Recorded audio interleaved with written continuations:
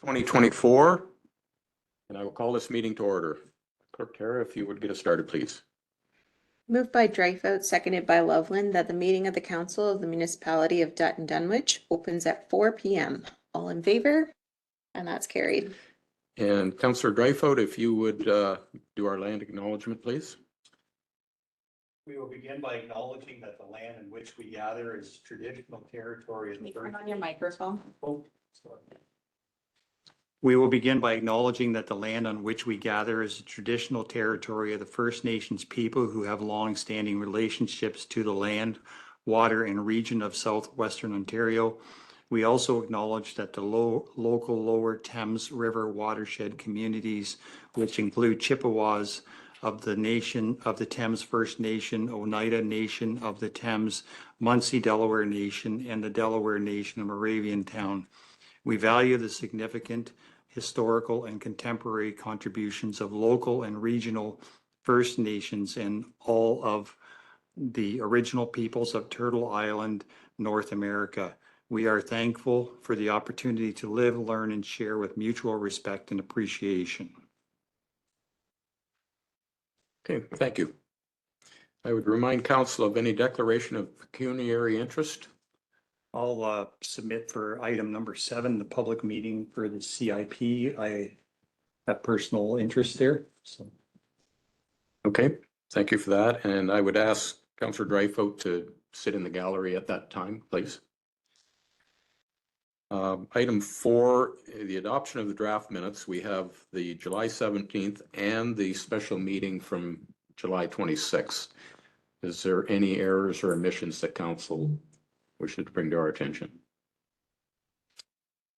Seeing none, the minutes will be adopted as presented to council. Tara, are there any items not listed on the agenda? There are none. Okay, thank you. Next on the agenda, we have Graham Scott Enns, our auditor's report for 2023, and I would invite Rob Foster to present his report.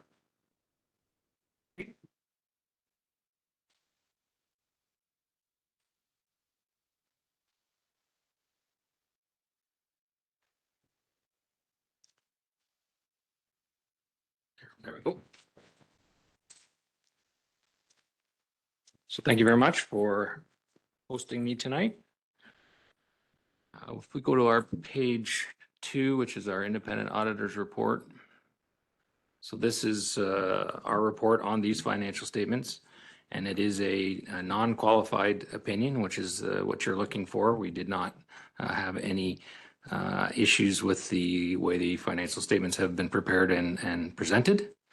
And I just have to read one section there. So it's, in our opinion, the municipality's consolidated financial statements present fairly in all material respects the financial position of the municipality as at December 31st, 2023, and the results of its operations and its cash flows for the year then ended in accordance with Canadian public sector accounting standards. And I'll also remind council as well, this is consolidated, so your proportionate share of the water board, Tri-County water boards, has been included in these numbers. So if we go to our page 4, which is the consolidated statement of financial position. So here we have the balances as at December 31st, 2023 and comparisons for 2022. You will note that the taxes receivable are up a bit over the previous year, mostly in what would be considered current or those taxes that were issued in 2023. That has been very consistent across all my municipalities. Just I think overall economics slowing down a little bit. We're having a little bit slower collection period within those property taxes. Accounts receivable. So we did have a few grant monies that we're still waiting for, more than normal, I guess, in 2022. So those have been collected in 2023 is more reflective of your normal receivable balance. And we can look at the details of that in note 4. So total financial assets of $3 million. So your bank advances will fluctuate up and down. We did have some with reduction in receivables. We did have some cash become available to help bring that temporary bank advances down some. There was no new debt taken on in 2023. There has been new debt taken on in 1.4 in 2024, but none in 2023. Your accounts payable and accrued liabilities, just your normal trade payables and reasonably consistent year over year. Security deposits, we did have some additional drainage and one new building that pushing up those deposits compared to the prior year. We do have a new accounting standard for what they call long-term assets. They're considering landfill closure or landfill an asset now, as opposed to before it was just looked at as the closing costs we were worried about. Now they're treating it more like an asset and amortizing those costs over a longer period of time. So we made the adjustment to our estimate on those costs based on the standards. And that's been now increased to a $403,000 liability. That's our discounted cost for the future. And we'll also actually see that addition as being included in your financial assets. As I mentioned, no new long-term debt. So overall, our financial debt, the municipality is in a negative position when we compare our financial assets to our financial liabilities.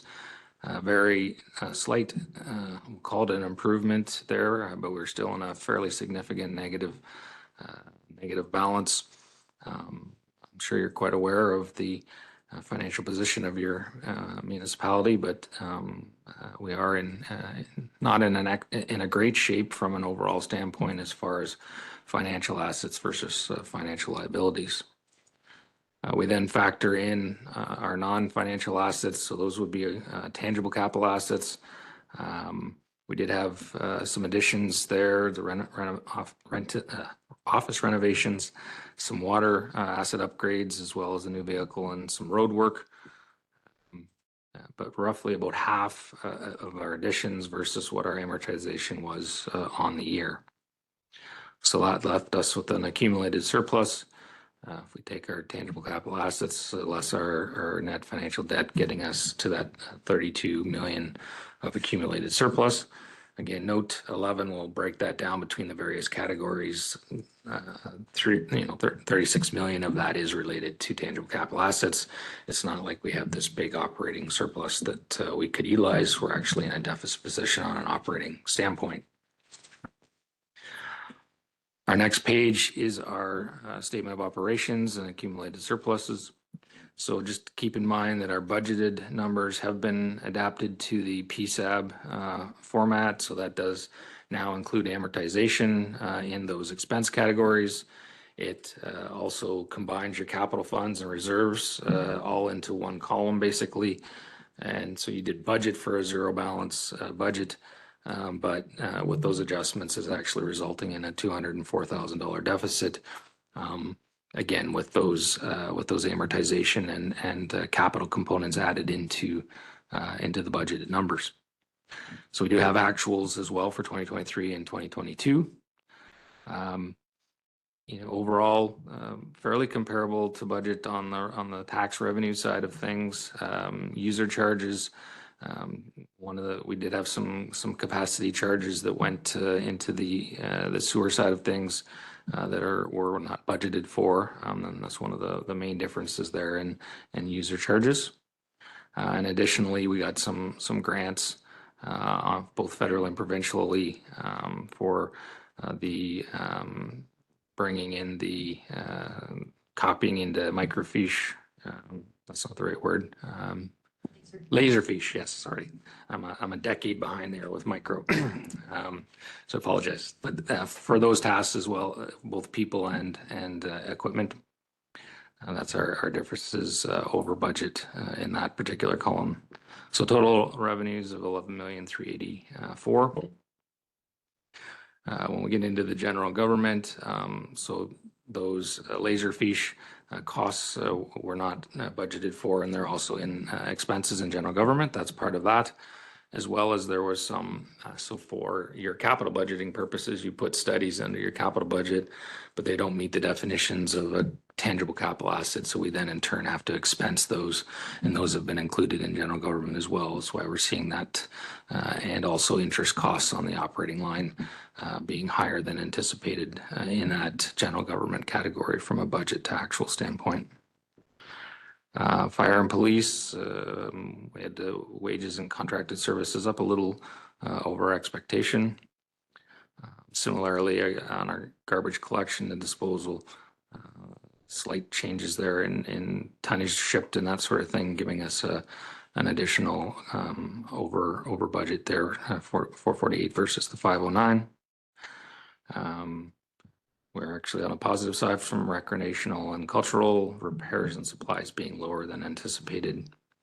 And the big one, agricultural, basically being drains, municipal drain activities are shown in that particular line there. So that did result in a deficit in excess of both what we budgeted for. So we're bringing our overall surplus down to the 32,687,000. Our next page, that's our change in net financial debt, so that we basically start with that deficit. We add back our any of our amortization, subtract off any acquisition of assets, and we'll also see that landfill is treated as a one line on its own there at the bottom. So we're seeing overall a net change of 24,000 in net financial debt. The next page is that's a new statement as well. Not applicable for the most, well, not applicable for this particular year of your financial statements. For financial assets, so if you were investing in bond funds with your reserves or something like that, and we had unrealized gains or losses, we now have to show them on this schedule and bring all those assets to their market value rather than showing them at cost, which is what we used to do. But in your particular case, we did not have any of those gains or losses. So we still show the schedule, it's just not applicable in this particular year. Our next page is our statement of cash flows. So this takes us from an accrual back to a cash basis. So we would see as we work down kind of that fourth line down from just a straight up operational standpoint, we raised 1.1 million of cash flow. We also, through reductions of receivables, brought in or changed our working capital another 745,000. So that left us 1.8 million of free cash, so to speak, to then be invested in our tangible capital assets and to repay our debt. And that overall made a change of the 476,000 of cash, which was then applied to your temporary loans to bring us down to the just under 600,000. We go to our next page. This is the very first note there. It does discuss these change in accounting policies. So the asset retirement obligation is that it's the landfill.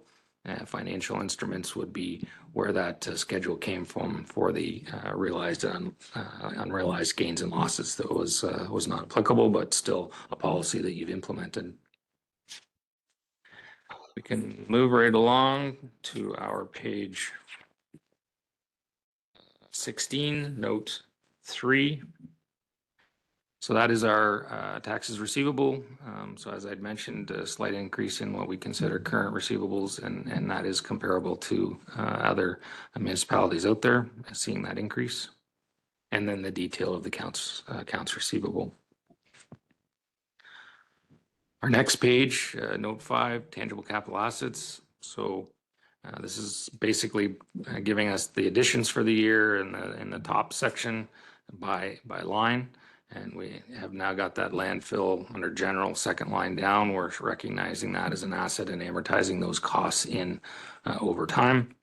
So total additions of 1,136,000 and amortization of 1,147,474. We can go 2 pages over to our note 7, and that is the details on how we arrived at our obligation for the landfill closure costs. did have those additional calculations now, increasing our expected costs from what had been previously calculated. We can flip 2 more pages. So we go to our long-term debt, note 10. So I mentioned no new debt taken on in this year, but did enter into that $1.5 million of new debt in the current year in 2024. It also breaks down there on section B, whether those liabilities, debt payments are recoverable from tax revenue or from user charges, water, sewer, and the related breakdown there. Our next page is note 11. So that is that breakdown of your accumulated surplus, what makes it all up. So our general fund, so our cumulative deficit, so we had 318 the previous year. It's now grown to the 592. And as well, unfunded capital. So that would basically be partially of what the capital projects, what has been covered by that long-term debt taken out in the current year. On the reserve sides, which are listed out at the bottom, we did have gains in sewer water reserves, but most of our other reserves were reduced from the previous year. I think those were the main items I wanted to go over just in my initial review here. Obviously, I'm happy to take any questions from council. Hi. Hi. The CIP meeting? No. Oh, sorry. Thanks. As I said, I'd be happy to take any questions from council on the financial statements if there are any. Okay, thank you for that report, Rob. Does council have any questions?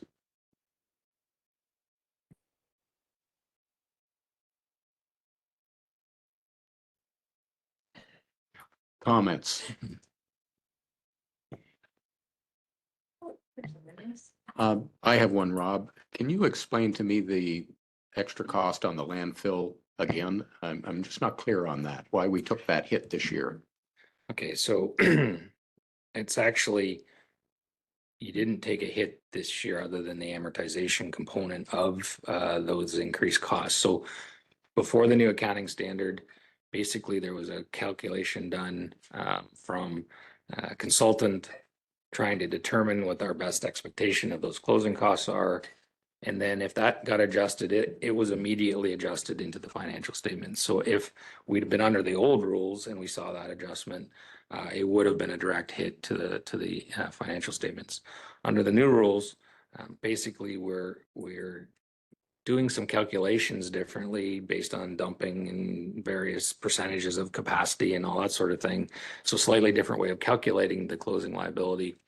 But instead of taking that difference, that 222,000 and expensing it, in essence, we're setting it up as an asset saying, yes, there are those costs, but we still have a certain lifetime that we can prepare for those, or we can set aside those funds, I guess you would say.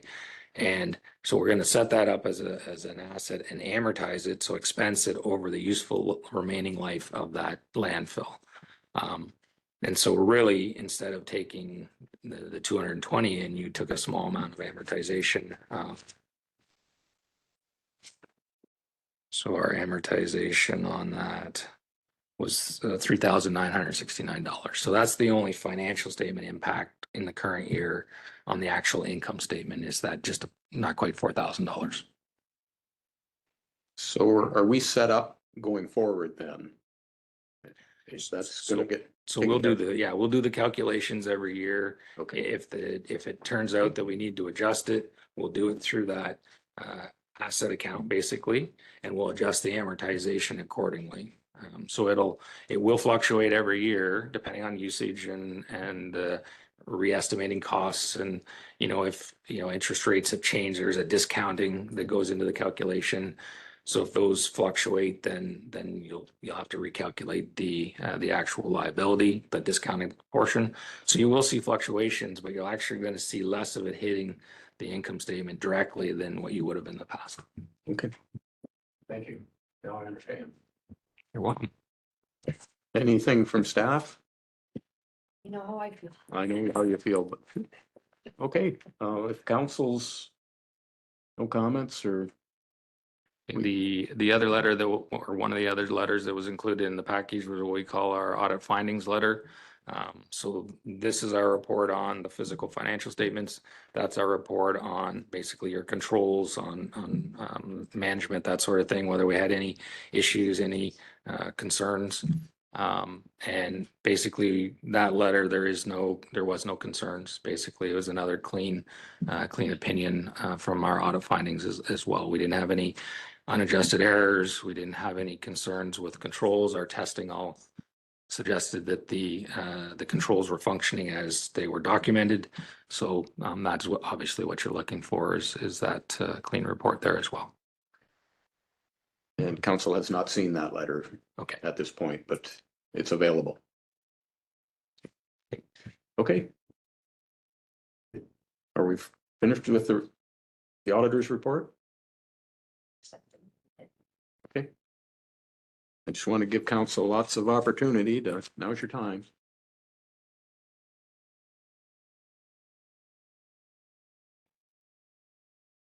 All right, moved by Drulard, seconded by Pemberton, that the council of the municipality of Dutton Dunwich accepts the draft financial statements provided by Graham Scott Ends LLP.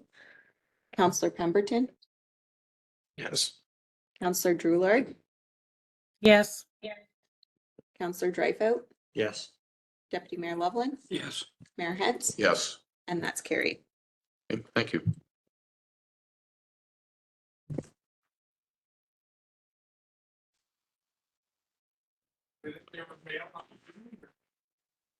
Okay, next on the agenda is a public meeting. Is it 4:15, Tara? Yep, we're good. And it is our community improvement plan.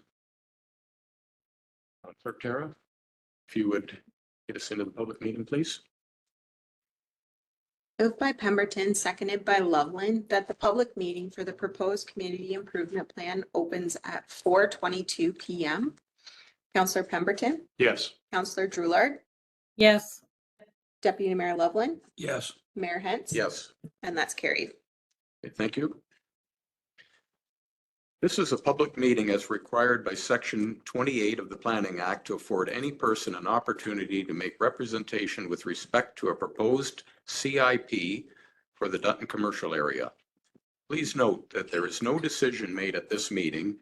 Staff will be bringing back the required report to council at a future date for consideration. I will read this anyway. It's already been dealt with. Does any member of council have a disclosure of interest concerning the proposals? And Councillor Dreyfus did. What method of notice and when was notice given to the public for this meeting? As set out in the Planning Act, notice appeared in the local newspaper and municipal website on July 4th, 2024, and notices were emailed to commenting agencies and mailed to affected landowners within the study area on July 3rd, 2024. Thank you. I will now introduce our planner, Tracy, for your report. Thank you. Through you, Mr. Mayor and members of council. Again, this is just an information report, just to sort of set the table. Again, no decision is being made tonight. So just to give you a little background, the Economic Development Committee for Dutton Dunwich expressed interest in developing a CIP for the downtown portion of the Dutton settlement area to help encourage businesses and improve appearances and accessibility to their buildings. Council authorized the CIP in 2023. The CIP officially kicked off in July of 2023. And the CIP is a tool under the Planning Act that municipalities can use to create incentives to facilitate redevelopment, rehabilitation, and revitalization of selected areas in a municipality.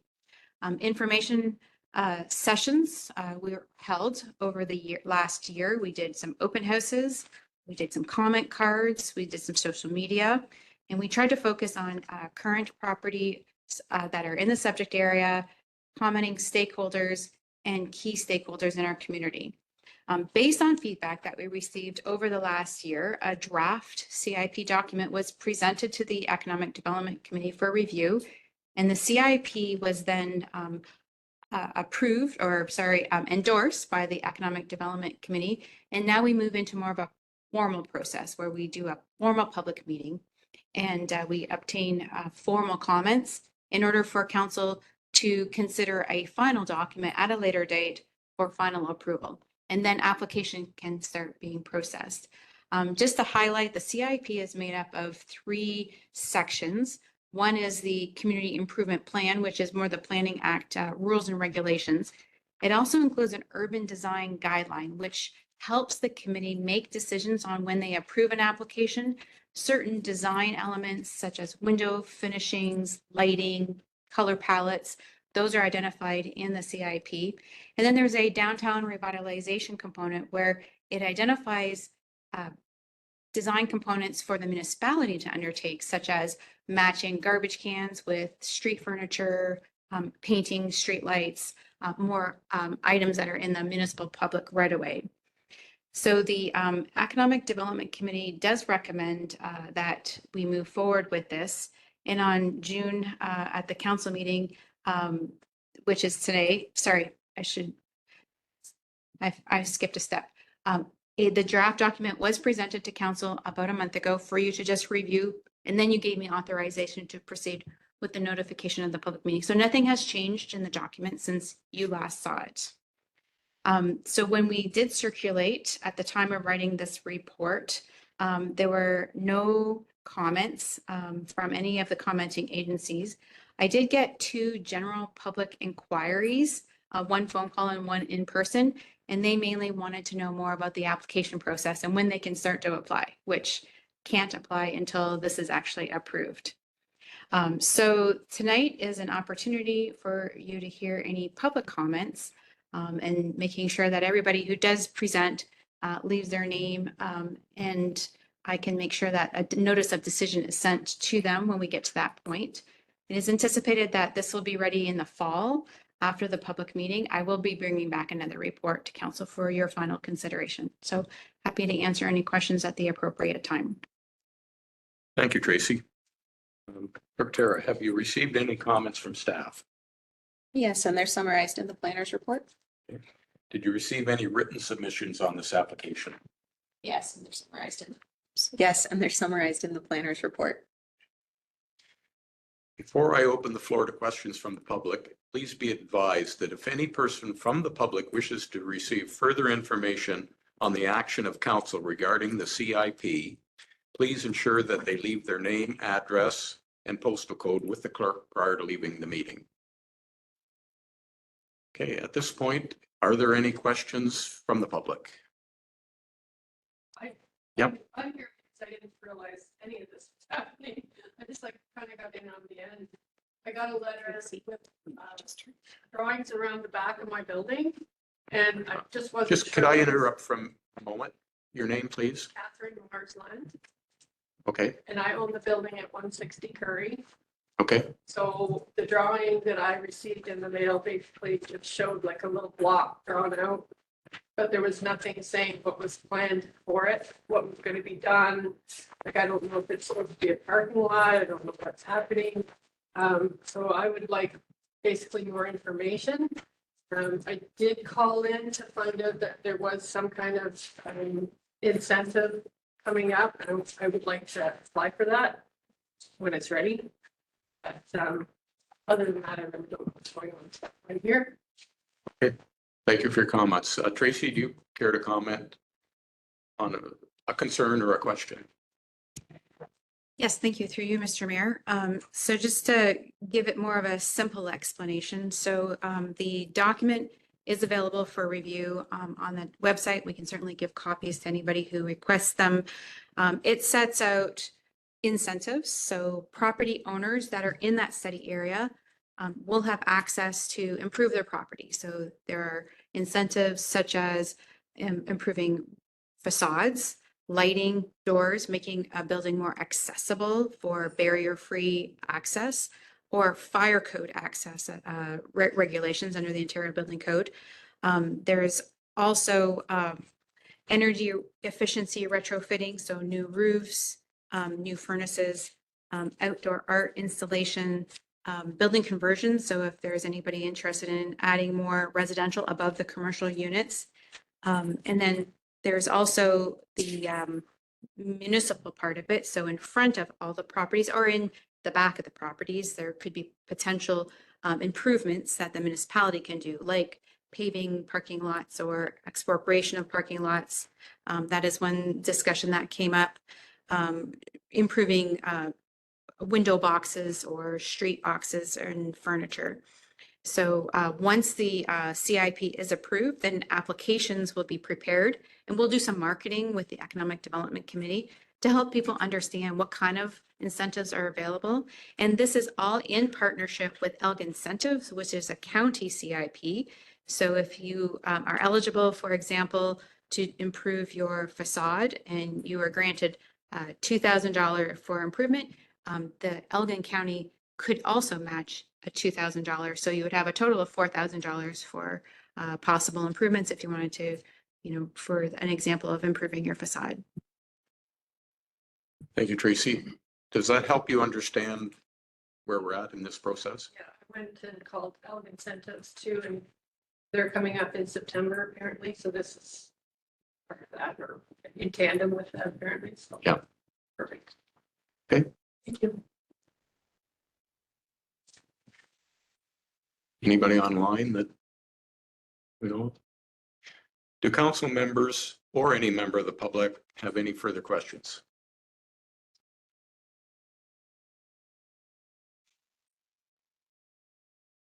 Okay.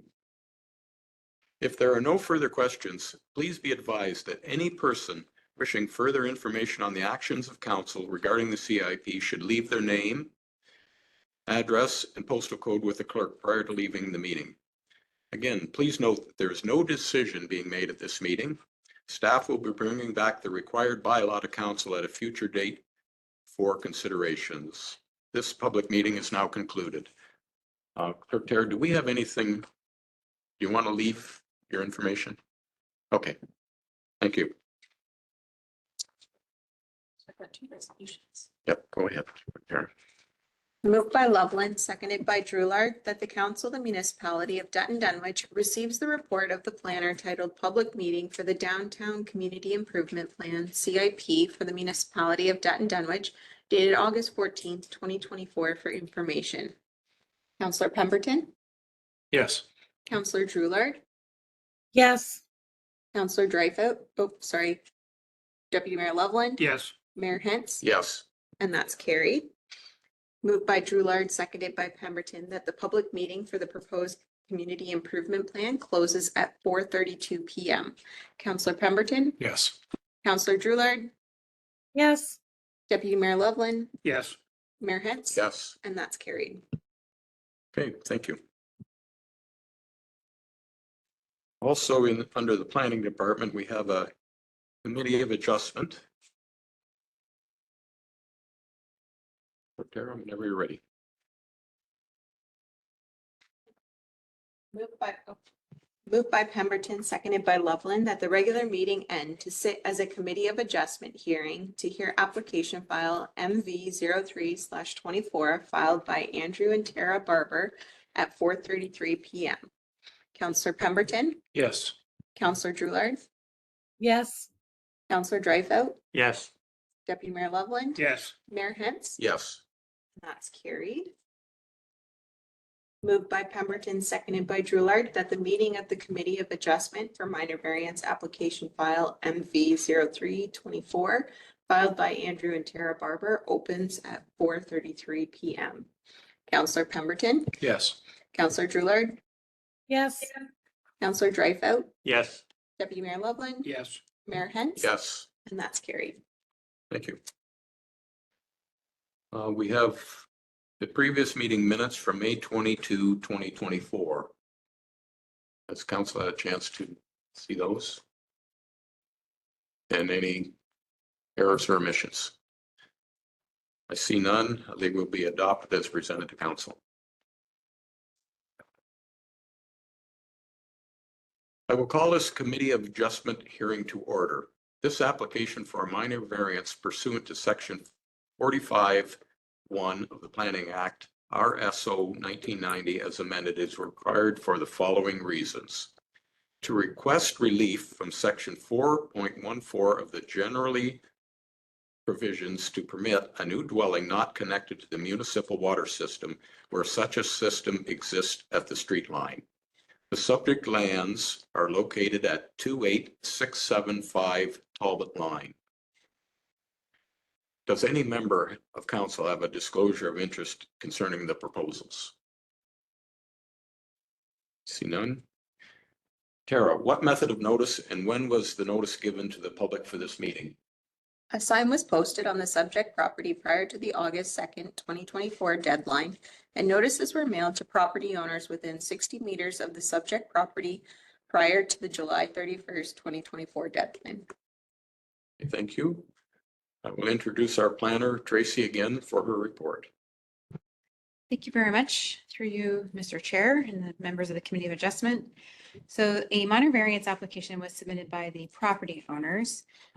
This is a very unique application because it's less a land use planning application and more of a investment in your infrastructure application. So just to give you a little background, the property is currently vacant. The applicant is proposing a new single detached dwelling, which is proposed to be serviced by a private well and a private septic system. The proposed dwelling will be set back 205 meters from Talbot Line. And it's the applicant's position is that because they're putting the building so far, it's very expensive to bring municipal water to the dwelling. So it's proposed to ask for relief because our zoning bylaw is very specific. It says when available, a dwelling must connect to municipal water systems, such as a system that exists along a street line, which is in this case, it does. So the application was circulated to agencies, commenting departments, and abutting property owners.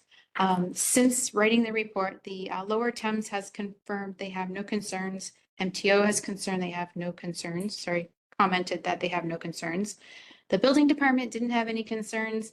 And water department specifically, they note that it really, in their department, it's just a recommendation that they would certainly prefer it be connected, but it's not anything that they take a position that it must. So they had no concerns with the relief.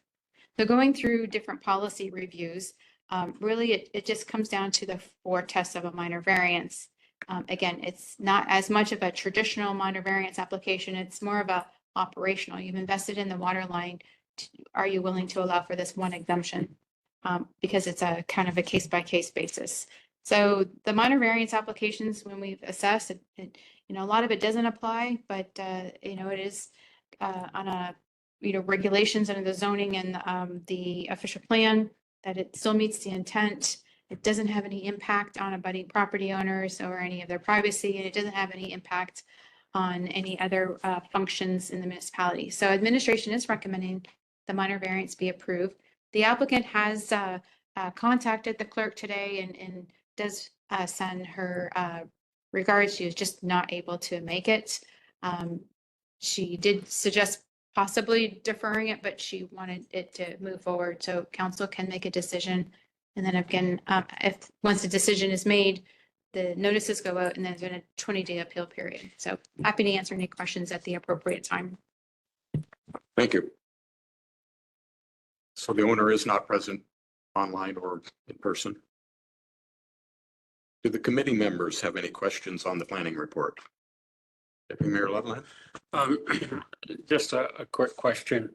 I know that was put in place when we were putting all the water lines in, just to ensure that the municipality was doing whatever they could to make sure every resident had a potable supply of water. Can we put a condition on that they provide us a test of the well? Through you, Mr. Chair. So minor variances cannot have conditions because it's nothing that we can be removable, but I can confirm that that might be a building permit requirement prior to the installation of the well. And I can make sure I communicate that with the building inspector, CPO. Okay. Go ahead. Yes, thank you through you, Mr. Actually, in the comments, the building department has said a bacteria test will be required prior to passing or prior to occupancy permit. So it is actually a building code requirement if you're putting a well in, that you have to have that test. So I was concerned about that as well, just to make sure it is potable water. So Okay. Any further comments from the members of the committee? Does the secretary treasurer have any comments from staff? Yes, and they were summarized in the planner's report. Does the secretary treasurer have any written submissions on this application? Yes, and they're summarized in the planner's report. Is there any persons present who were notified of this meeting and would like to comment on the application? I think we have anybody online.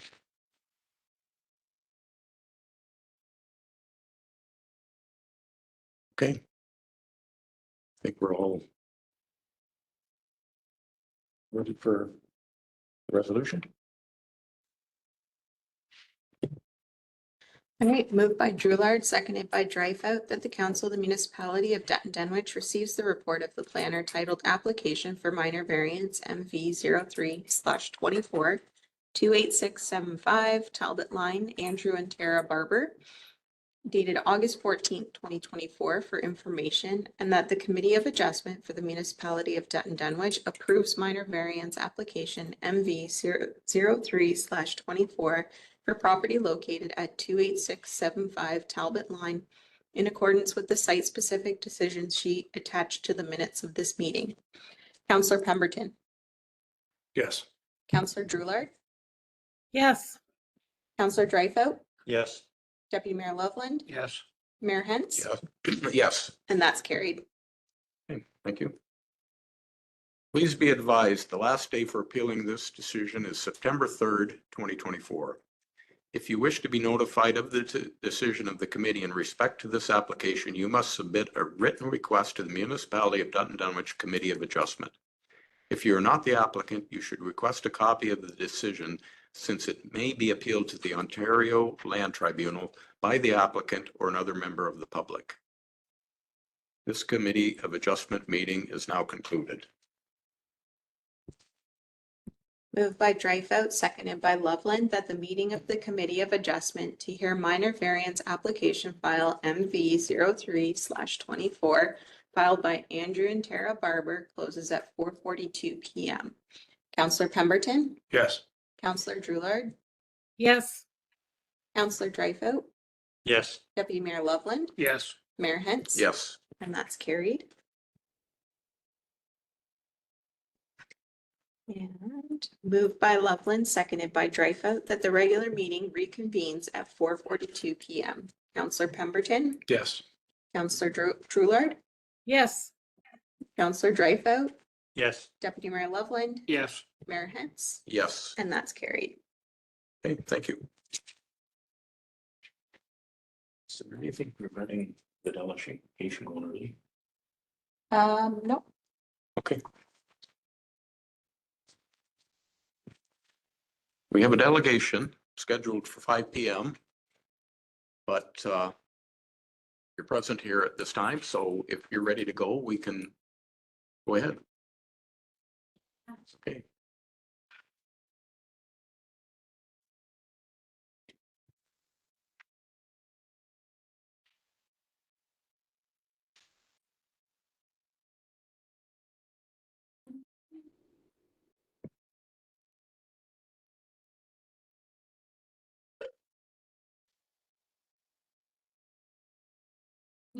Okay. Welcome to our council meeting.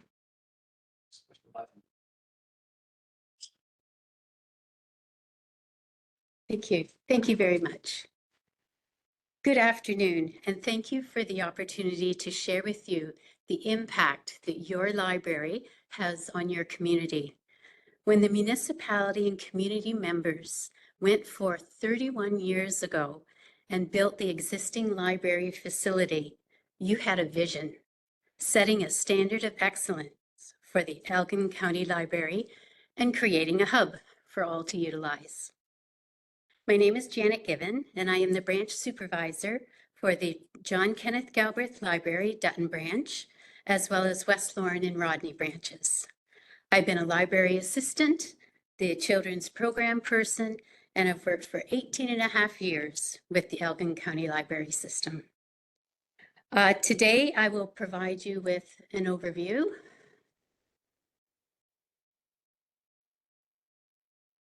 of the branch activities and partnerships that we have, statistics to highlight our circulation, and our goals for 2024 and beyond. I'd like to introduce you to our Dutton team staff, Gabrielle Nowicki, Lindsay Badley, and Vicki Akers. Staff all live locally and are aware of the services and programs available and provide this information to our patrons. Staff provide creative and thoughtful programming for all ages, and they understand the needs of the patrons.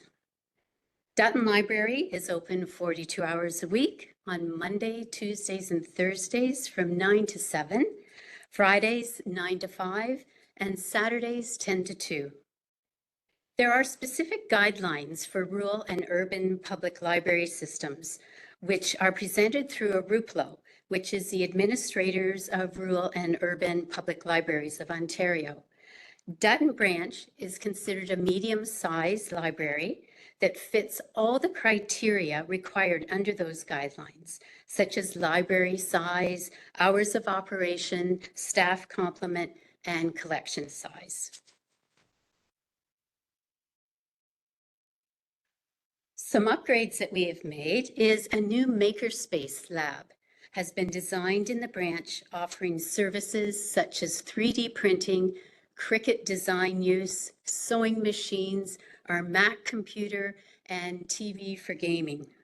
Our audience is young and old, and we are targeting our youth through some innovative programming opportunities. A mural installation took place depicting the early years along the railway in Dutton, entitled Early Morning by artist Melissa Kempf. This project was one of 6 throughout Elgin, coordinated by our now retired Mike Baker, manager of Museum and Archives. If you get an opportunity, please come and view our changes. I would also like to acknowledge and thank Dan Lundy and staff for the continued maintenance of the library. They are responsive to the needs of the branch and ensure it is a safe, well cared for facility. We're very fortunate to partner with many groups in the area to provide a variety of programs, such as Early On, a baby time program, Dutton Daycare that we visit weekly for story time. In partnership with the West Elgin Community Health Center, we offer Zumbini for babies and parents, a Grow with Baby, which is an opportunity for parents to speak to a registered nurse and dietitian regarding the health and well-being of their baby. Employment Services of St. Thomas is at the branch on Mondays, offering local employment needs. Appointments are usually booked in advance.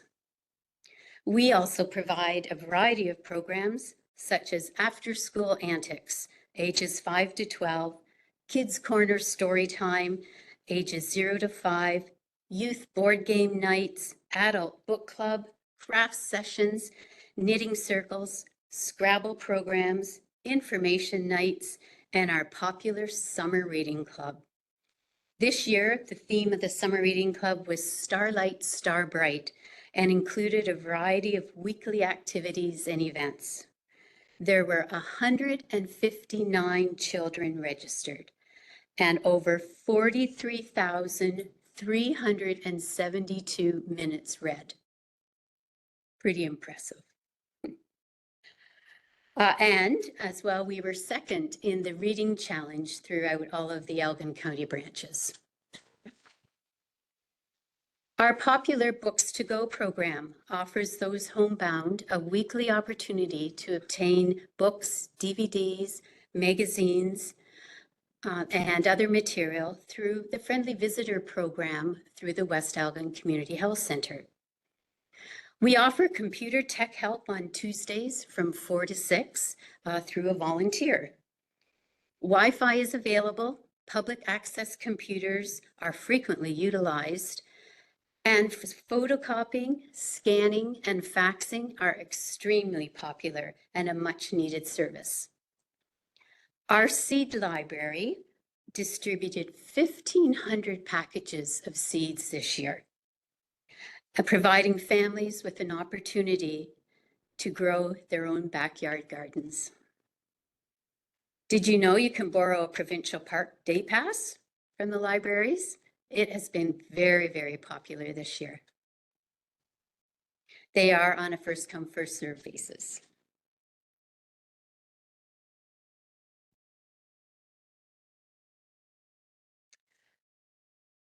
This slide offers some information on the programs and the attendance of our programs. And I like to use a comparison. So looking at 2019, 345 programs were ran with attendance of 5,388. Unfortunately, then COVID struck and our numbers certainly did decrease. But the nice thing is in 2023, 377 programs we offered with 6,646 in attendance. When I'm looking now at our statistics for the first part of this year, I'm predicting that we will meet, if not exceed, those numbers for 2024. Circulation. In 2019, our circulation of our materials, or the number of physical items borrowed at the Dutton branch, was 23,891.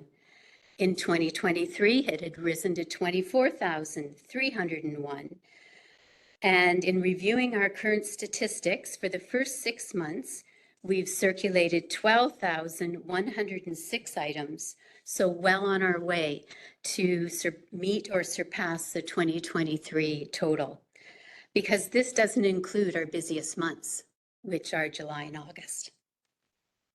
Our digital services also are utilized, providing patrons another opportunity to enjoy our resources. I would like to add that in 2019, the number of visitors to our branch was 18,901. In 2023, we jumped up to 19,563. And in the first 6 months of 2024, we're at 10,341. Not again, including our busiest months. So I anticipate we will surpass the 2023 numbers as well.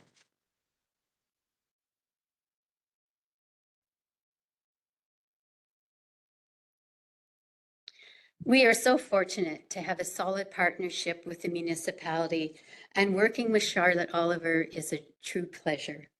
Charlotte includes us in the municipal events and shares with the community opportunities that the library provides. Canada Day was once again so enjoyable. We love to support community projects such as the Craft Hockeyville with displays and promote events. We hosted many special events, including James Dunn, local Paralympic, who presented to families his outstanding sledge hockey career. A cosplay group came from London to perform. The amazing Corbin delighted children with his magic show. And to finish the summer reading club, we had a foam party on Saturday, and it was truly enjoyed by the kids. Our haunted library provides an opportunity for youth to participate, and it has certainly been well received by the community in the past 2 years.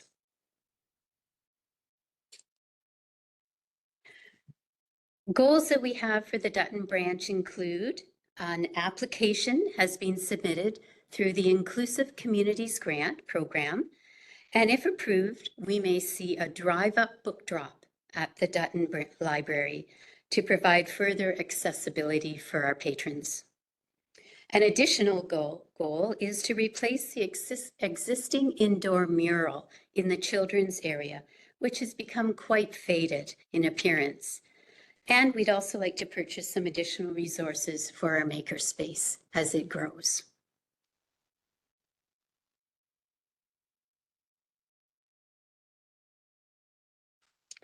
As I end, I believe this photo truly represents your library and their staff and how a good story can bring a smile in all of us. Thank you very much. And if you have any questions, I'd be pleased to answer. Thank you, Janet, for your report, and invite council to, now's your chance. Questions or comments? Go ahead, Councillor. Personally, I want to thank you for all you do for us, for the community. I think, I know, I'm on the rec committee and there's never a time that, that you don't welcome us into, what we do in this community. So thank you very much. And the numbers speak for themselves. So I congratulate the whole staff for everything they do. So thank you. Thank you very much. Thank you. You're very welcome. Anything further? Comments? Yeah, go ahead. I wish I'd have known about that day pass. I just drove down to Rondo Park and I didn't want to pay the $18 just to hoof it through there to find the perfect campground for me to camp in my tent with my dogs because it had to be far enough from the washer so they wouldn't bark.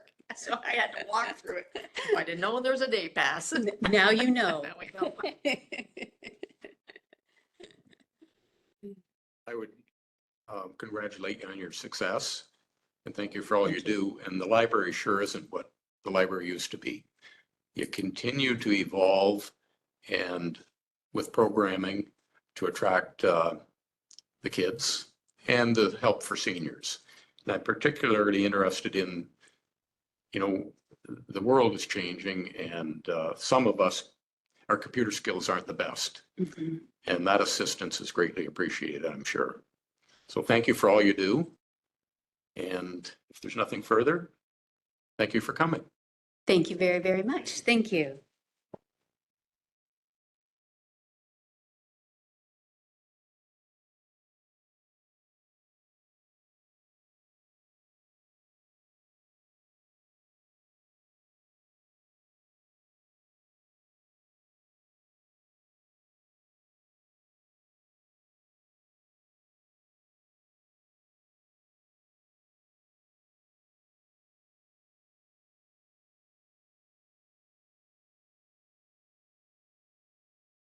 I give Tara a letter and unfortunately I can't find my own.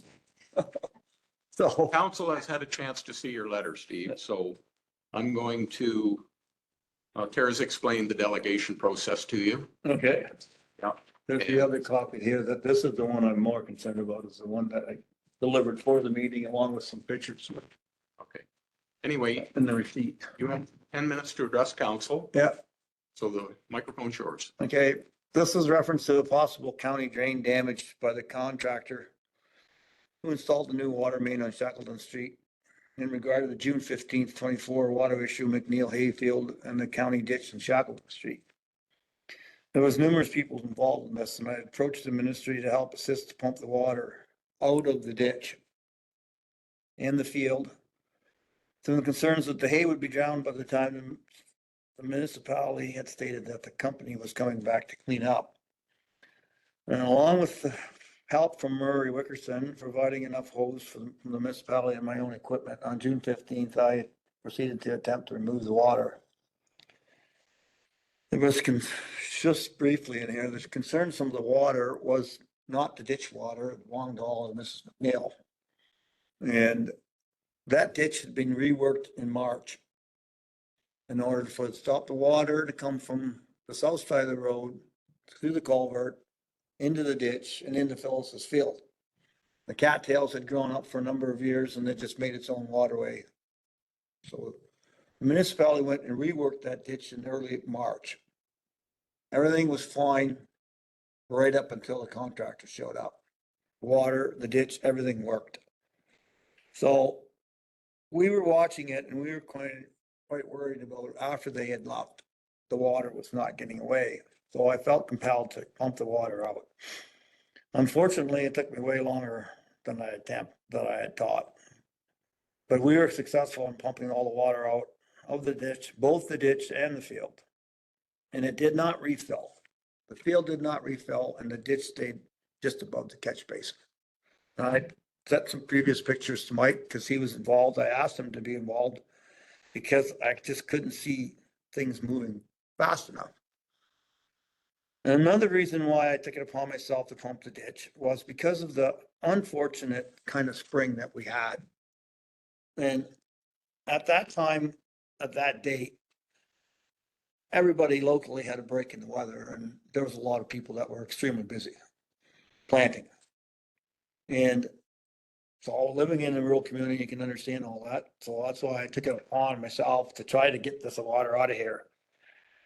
I pumped myself from 8 o'clock until 12:30, and I wasn't near done yet. So I didn't want to stop because then you wouldn't know, you wouldn't have figured out anything. So I called James Percival and I asked him if he would come and man the pump because I had 2 loads of corn for Dillman's to take to Casco. And he worked till 5:30 when I got back about then. And finally, we had reached the bottom of the catch basin and it was just a small amount of water coming in there. In the very couple days later, the municipality crew showed up along with Gillard's crew, and they determined that the drain had been broken. And they repaired it, and everything has been pretty respectable since then. I fixed the tile on Phyllis's side, and Ryan has been terrific through the whole thing. But there was no way that you could wait until Gillard showed up to do cleanup because they just showed up a few days ago. So if we would have waited that long, that whole V-shaped section of Phyllis's field would have been drowned out and would have been no hay there. So we did fix it enough that she finally cut hay there. Yes, she has more issues. There'll be some there. We did fix a lot this spring.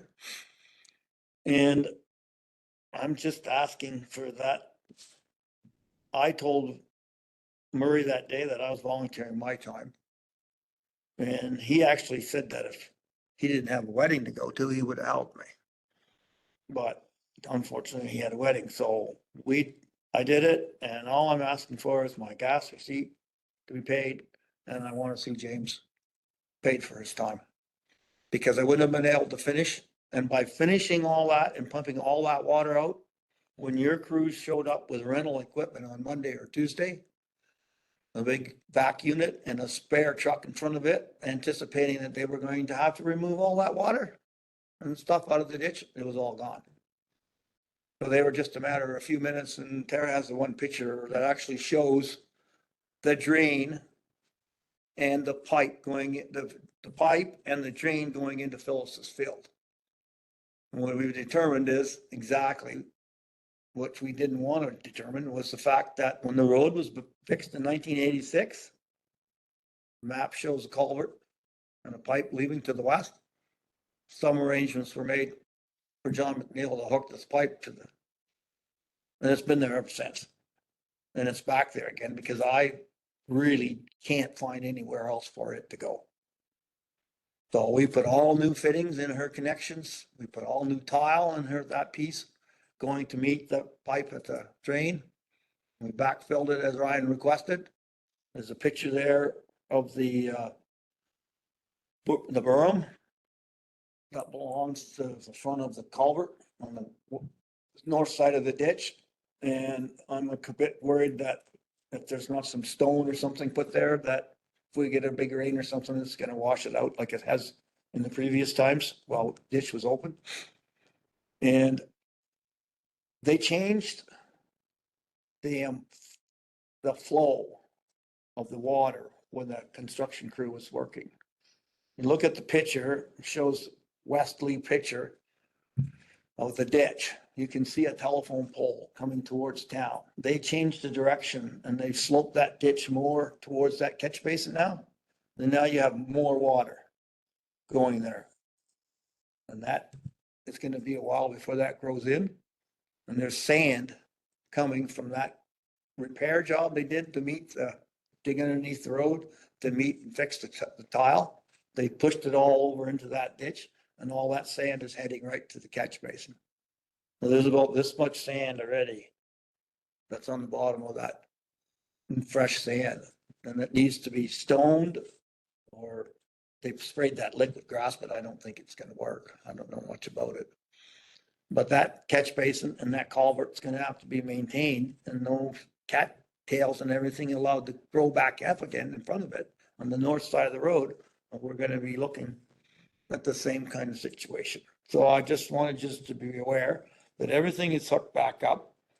And the ditch is in fairly good shape now, other than the sand is, from this runoff.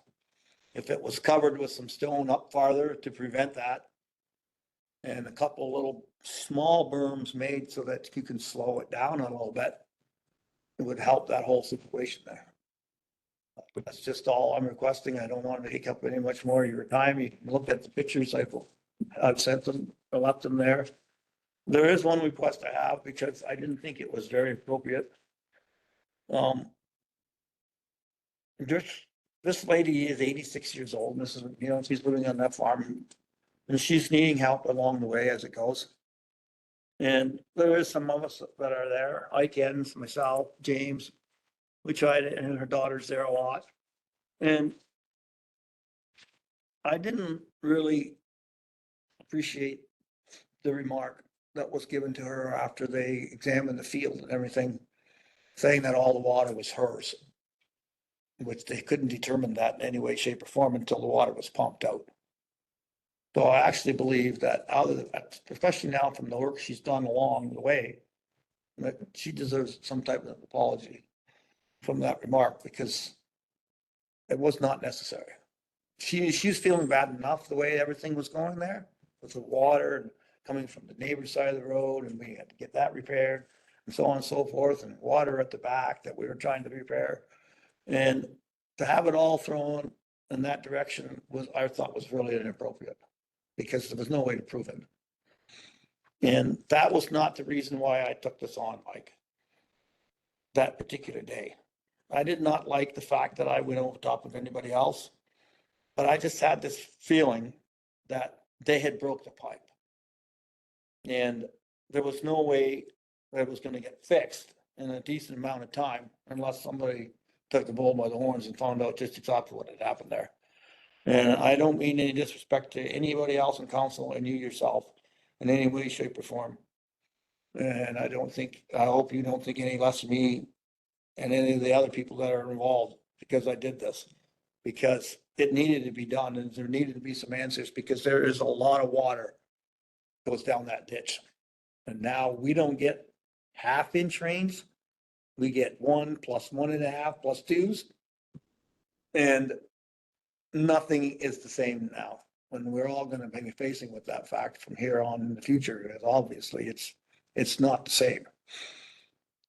Like, I can remember being home on the farm, and if you got a 3/4 of an inch of rain, you'd think that was a big rain. A 3-inch rain was a monster rain.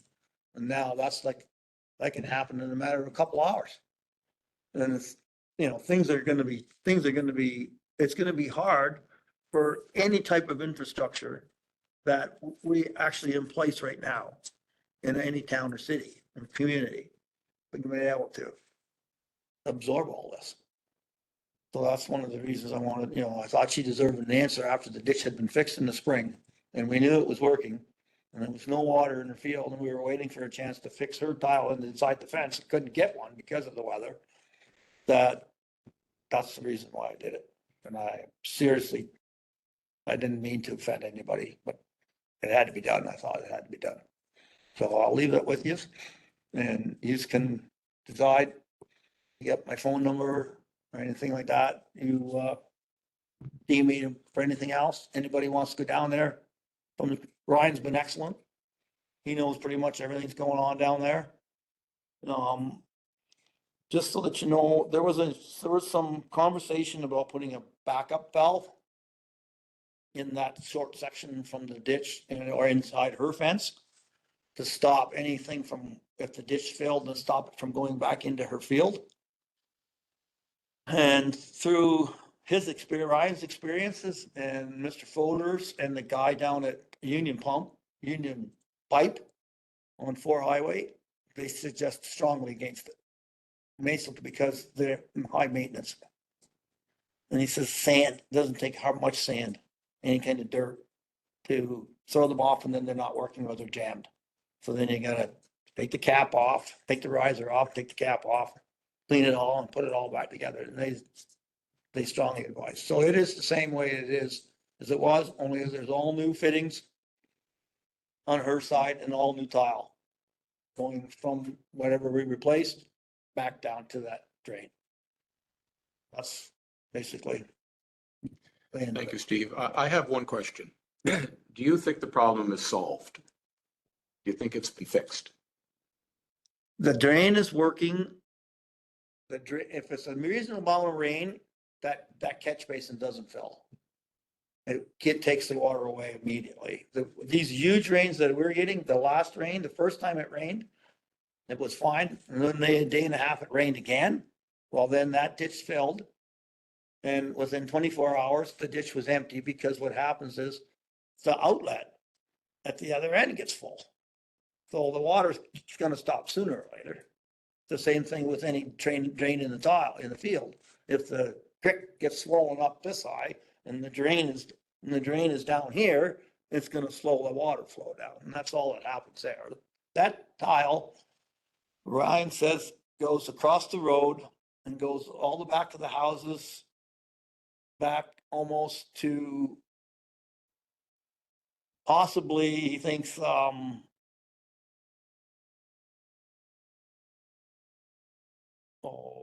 Kips or Bill Sutton's, somewhere in there, maybe before that, and then crosses underneath the railroad tracks and empties out into the Brown Drain. That's in town. Okay, we're gonna speak with staff again. And yes, I was involved at the start and then staff took over and I've not had a conversation since. And we will do that. So staff will get back to you on this issue, Steve. Yep, Your request is gas money yep, $26, and James 5 compensated. hours. Okay. Just so we're clear. Okay, Okay.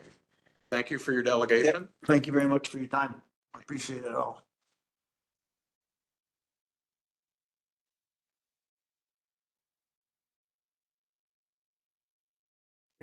Yep, see you, Steve.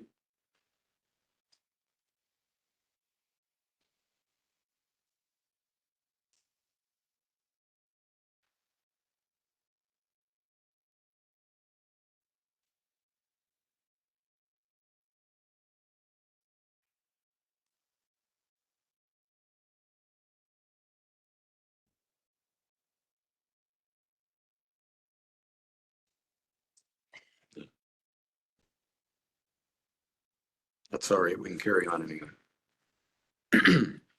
Everybody okay to continue? Okay, we're on to correspondence. And item A, the municipality of Wawa supporting Ontario's forest sector. Does anyone wish to comment or speak to that? See none? Sarah, please. Moved by Dreyfus, seconded by Drewlark, that the Council of the Municipality of Dutton Dunwich supports the resolution from the Municipality of Wawa supporting correspondence from the Ontario Forest Industries Association, urging the provincial government to support all measures targeting the immediate challenges of the Ontario forest sectors, the Ontario forest sector faces, and that a copy of this resolution be forwarded to Rob Flack, MPP, Karen Vecchio, MP, and the Municipality of Wawa. Counselor Pemberton, Yes. Counselor Drillard, yes, Counselor Dreyfus, Yes. Deputy Mayor Loveland, Yes. Mayor Hens. Yes. And that's carried. A municipality of Tweed, sustainable funding for small rural municipalities for OPP costs. Anyone care to comment on that one?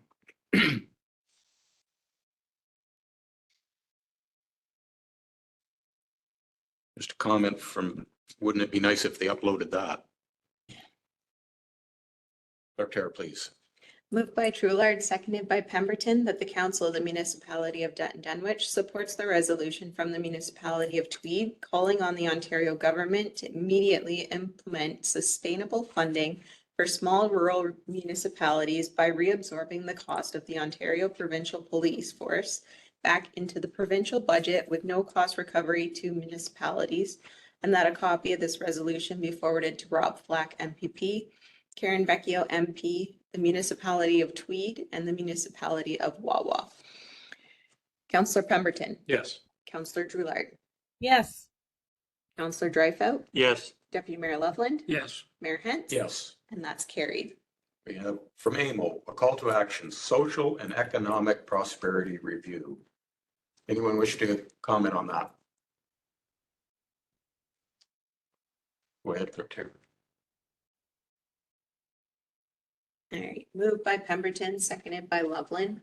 Whereas current provincial municipal fiscal arrangements are undermining Ontario's economic prosperity and quality of life, and whereas nearly a third of municipal spending in Ontario is for services in areas of provincial responsibility, and expenditures are outpacing provincial contributions by nearly 4 billion a year. And whereas municipal revenues such as property taxes do not grow with the economy or inflation, and whereas unprecedented population and housing growth will require significant investments in municipal infrastructure, and whereas municipalities are being asked to take on complex health and social challenges like homelessness, supporting asylum seekers, and addressing the mental health and addictions crises.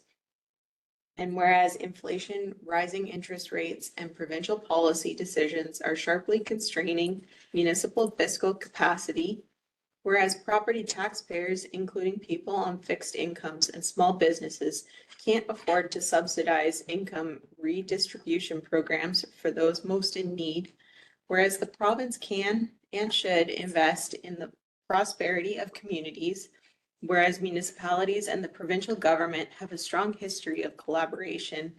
Therefore, be it resolved that the province of Ontario commit to undertaking with the Association of Municipalities of Ontario a comprehensive social and economic prosperity review to promote the stability and sustainability of municipal finances across Ontario. And further that a copy of this motion be sent to the Premier of Ontario, Minister of Municipal Affairs and Housing, Minister of Finance, Rob Flack, MPP, Karen Vecchio, MP, and AMO. Councillor Pemberton. Yes. Councillor Droulard. Yes. Councillor Dreyfus. Yes. Deputy Mayor Loveland. Yes. Mayor Hent. Yes. And that's carried. Okay, we have correspondence from the Girl Guides of Canada, First Dutton Pathfinders and Rangers. It's a request to waive rental fee for Wed's Theatre in 2025. Anyone care to comment on that? Or Through you, Mr. Councillor President. Droulard? Thank you, through you.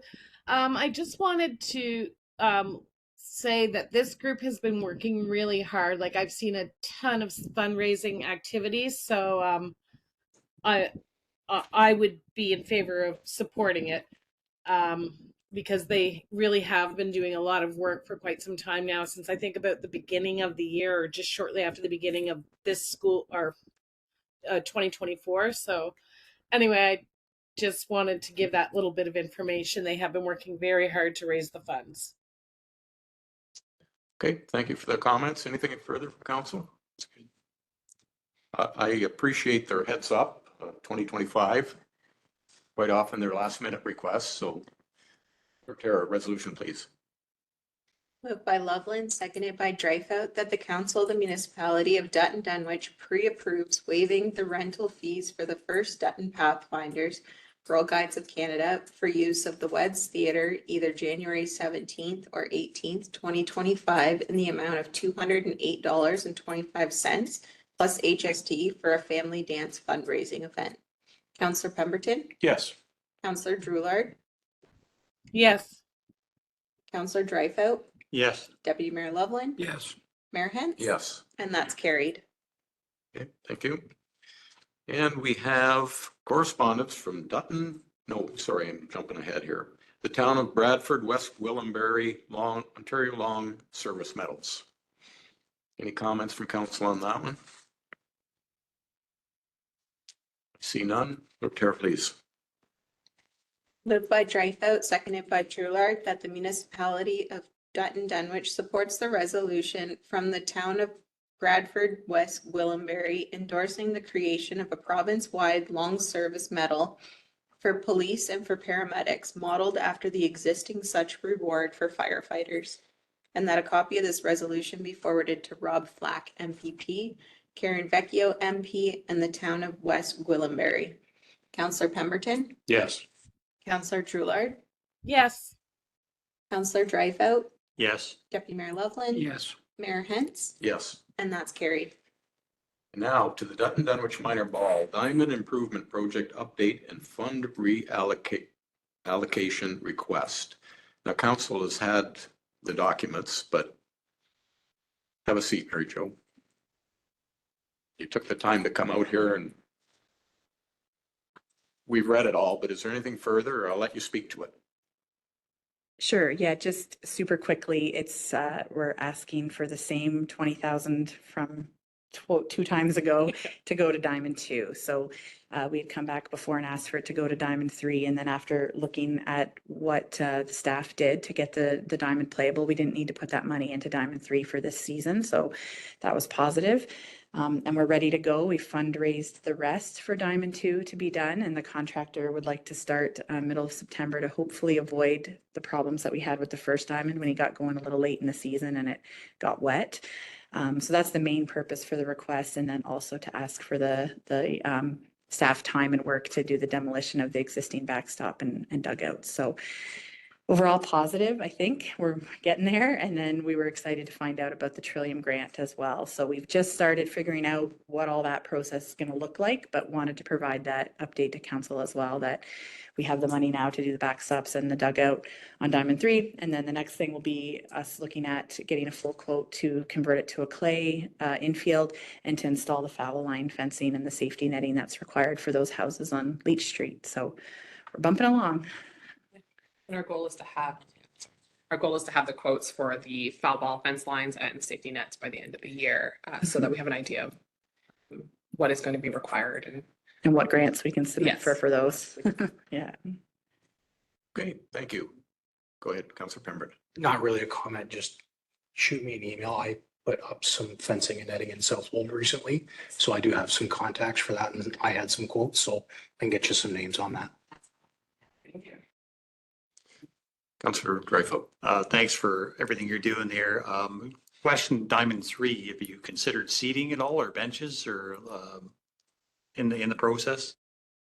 Not yet, only because the funding program that we're hoping to get the rest of it for is the Jays Care, and they don't fund seating. I do have it on there as a list, as a potential, but we haven't quoted it or anything yet. Yeah. Anything further from council? Okay. Okay, please. Moved by Drulard, seconded by Pemberton, whereas the Council of the Municipality of Dutton Dunwich on November 22nd, 2023 allocated $20,000 in funds and $9,410.08 in staff time towards upgrading the backstop and dugouts at Diamond 2. And whereas Council at their March 13th, 2024 meeting reallocated these funds to Diamond 3 upgrades to allow hardball. And whereas Dutton Minor Ball has requested that the funds be reallocated back to Diamond 2 upgrades. Now therefore, that the Council of the Municipality of Dutton Dunwich reallocates the financial contribution of $20,000 and $9,410.08 in staff time back to Diamond 2, less the amount used to make upgrades to Diamond 3 in 2024. Councillor Pemberton, Yes. Councillor Drulard, Yes. Councillor Dreyfus, Yes. Deputy Mayor Loveland. Yes. Mayor Hens, Yes. and that's carried. Okay. Thanks for coming in. And moved by Pemberton, seconded by Loveland, that relevant correspondence was reviewed. Councillor Pemberton, Yes. Councillor Drulard, Yes. Counselor Dreyfus, Yes. Deputy Mayor Loveland, Yes. Mayor Hens. Yes. And that's carried. Okay, thank you. On to, is everybody okay to continue? The consent agenda. Let's break it up in three parts here. A, you see there is 6 there. Does anyone wish to speak to any one of those correspondence?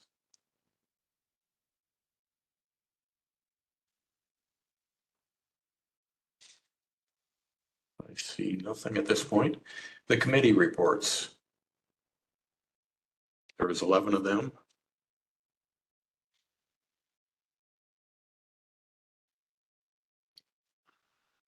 Okay.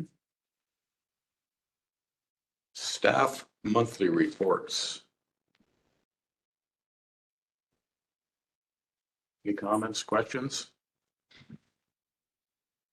I did have Clerk Tara extend an invitation to our water manager. He must be busy fishing or something. Just to attend. This is his last report. I thought we should Oh, yeah. recognize that. And he's been rubbing it in ever since he wrote it. I have to admit. Can't blame him. Okay. Clerk Tara. Moved by Loveland, seconded by Dreyfus, that the items on the consent agenda be approved. Counselor Pemberton, Yes. Counselor Drewler, Yes. Counselor Dreyfus, Yes. Deputy Mayor Loveland, Yes. Mayor Hens. Yes. And that's carried. Okay. We have the CAO Treasurer's Report. A is the 2024 holiday season hours of operation. Do you wish to speak to that? To you, Mayor Hens. Staff brings this report to council every year to approve the closing of the office between Christmas and New Year's. So this is just the days will be closed. If there's any questions, I'll be happy to answer.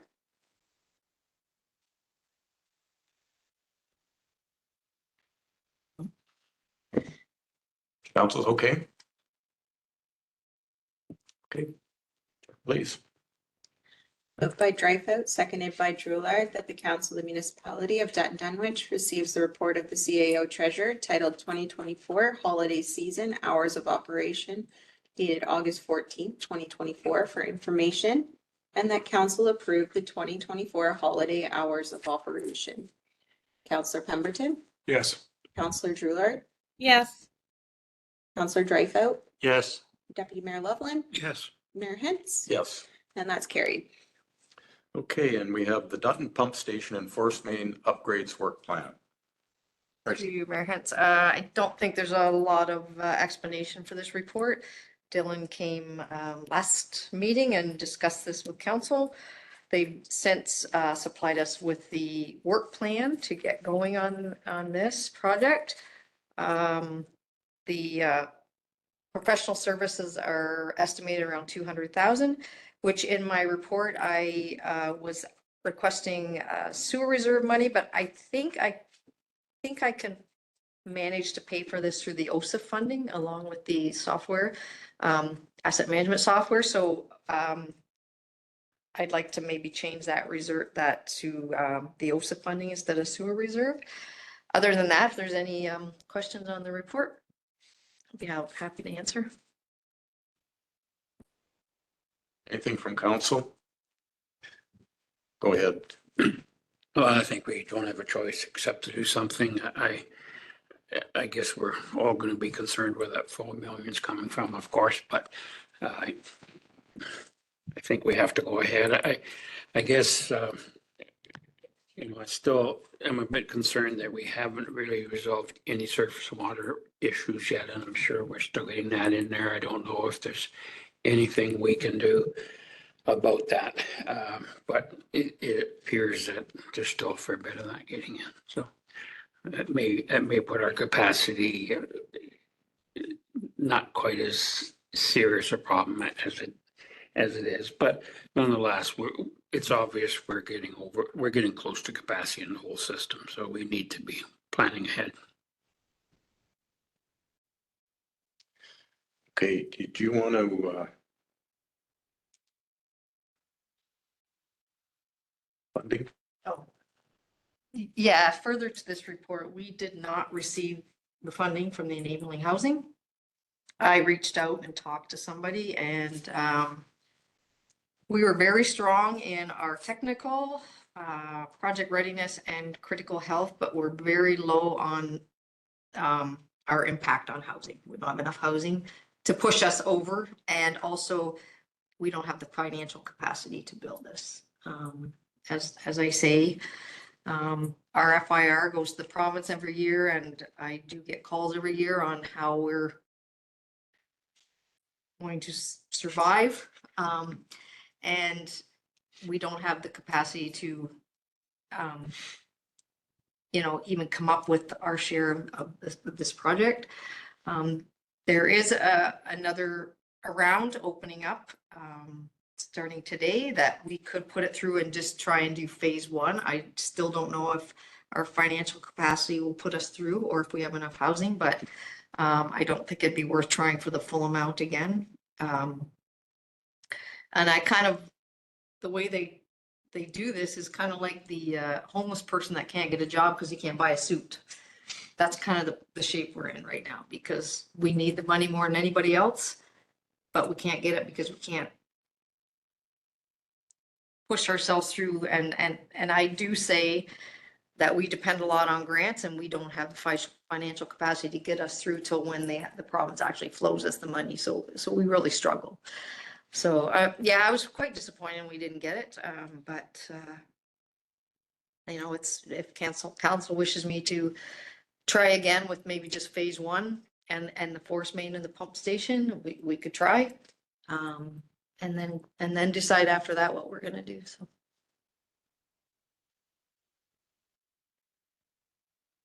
Comments? I think that's a wise idea to try again.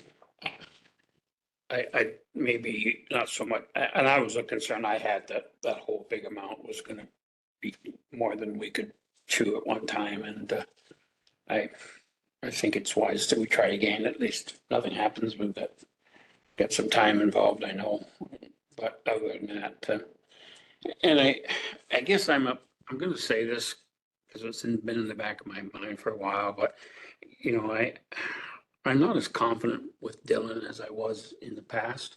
I think they really don't understand our system yet.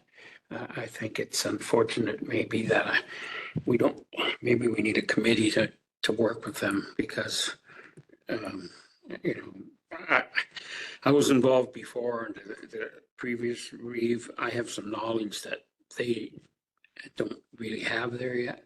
And as an example, that one change, I've explained that to them 3 times now. I don't know if they get it yet, but it's frustrating from my side when you have this information and it's not being utilized. The same thing with the main that goes through the Leach subdivision. I mean, I don't think they really realized that was deepened at the request of the municipality, and that those houses, that would have to be, the sewage in those has to be awful high before it backflows, because there's like a 5 or 6 foot drop between the house and the sewer. But I don't know if we ever looked at those plans and realized that. So that's my concern, that there's some information out there that they don't have. Even today? I think they do have those and they do have the as-built, and that's the first thing that Dylan said to me when they looked at it, was that pipe was so low that the basements were overfilled before the pump is coming on. So I think they're aware of that, but they also didn't understand that, like you said, they had to go low because of something upstream or something. So I think there is a bit of, like I said, you were in the last meeting, that we need to start having you come and talk to them when they start doing this stuff and getting these, because I'd like these plans right for us to put in the citywide, right? So we have the actual proper GISing and stuff like that. So yeah, agreed. Yeah. Have you not met with Jason We had that- one quick meeting, but we Okay. haven't got back to it. The only time I ever met with Jason was when you and I met with him. But So the last time Dylan was here, I thought we were going to set that up because you had some concerns with the mapping. We had a And we're meeting. gonna- Yeah, we had a You did? Zoom meeting, Okay. but yeah, they've been on holidays, so we haven't got back to Okay. them. Yeah. I'm frustrated with Dylan too, and we're 3 years or 4 years into our EA. And just recently, we come to find out through Jason's work that our force main may be the biggest issue. Now, how did that go fly under the radar all this time? So I have some concerns about that. I think Jason's getting to the bottom of things better than we've had in the past. So I don't know, are we into the game too far to make a big change? I think we can. I don't think we can, but I think maybe we need to have a committee that kind of deals with them, not leave it all on Tracy's desk.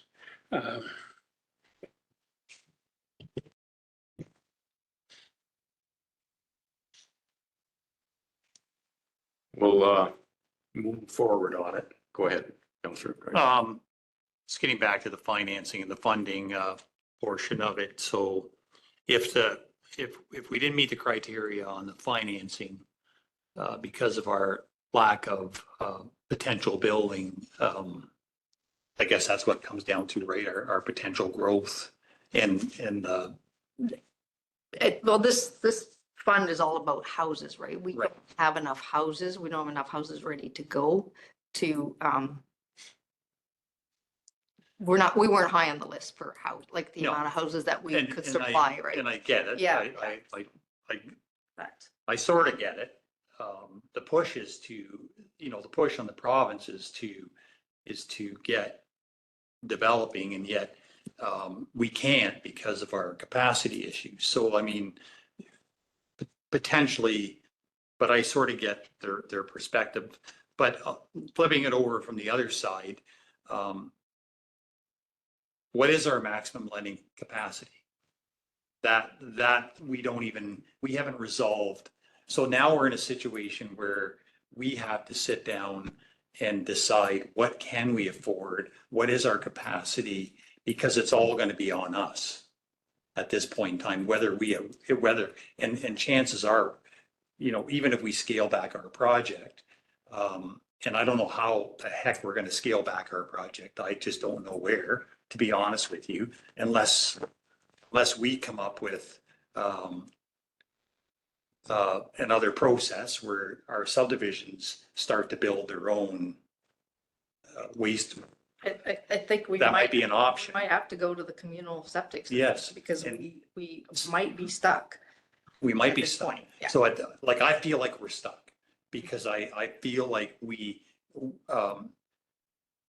now when it comes to even economic development on the commercial level, we're in a huge mess, like as far as where we can go. And we have buildings coming online that are going to bring us to 100% capacity. Like we're looking at a 2-year window, and we're going to have another 30 units coming into it. And I know of other situations where we have another possibly 20 units coming on board but that whole project could stop, right? So I guess my question is, what is our lending capacity? What, I mean, looking at our financial, if I was a banker, I'd say, no. Well, This is municipal world. I don't know how. Yeah, well, there is a cap that, we can only borrow up to.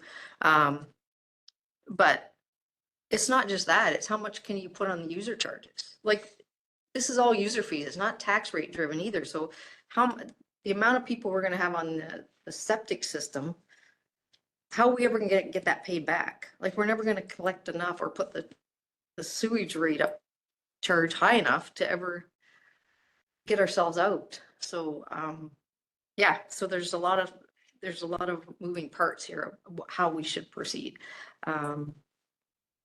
But that's why it would have been the grant would have been nice because you don't have to pay that back, right? It's not like a loan. It it was free money, but unfortunately, the poor municipalities didn't get the free money. I talked to the CEO in Brighton and they applied for a little bit more than us and they didn't get it either. So, and they're right there at Peterborough, so they're growing too, right? So anyways. I think we need to scale it back. The force main, we're estimated 4 million. And we can narrow that down. Phase 1, what's the latest on that? We could look at that, and even Dylan's latest report, that buys us some time. That buys us a number of years. So my suggestion is we reapply, and that window's open already now. Yeah, started to. And we get solid numbers on phase 1 and the force main. We reapply, cross our fingers and hope for the best. I guess another thought I have is, I know our old pumping station number one is getting old. It's obvious, it's been there 50 years or better. But if the big problem is just the force main, we could do that. It wouldn't be that expensive. At least if we have a problem where you've got too much water, you can do what Archie's been doing in the past, is turning both pumps on. But he was wasting his time in hydro because they had nowhere for the water to go.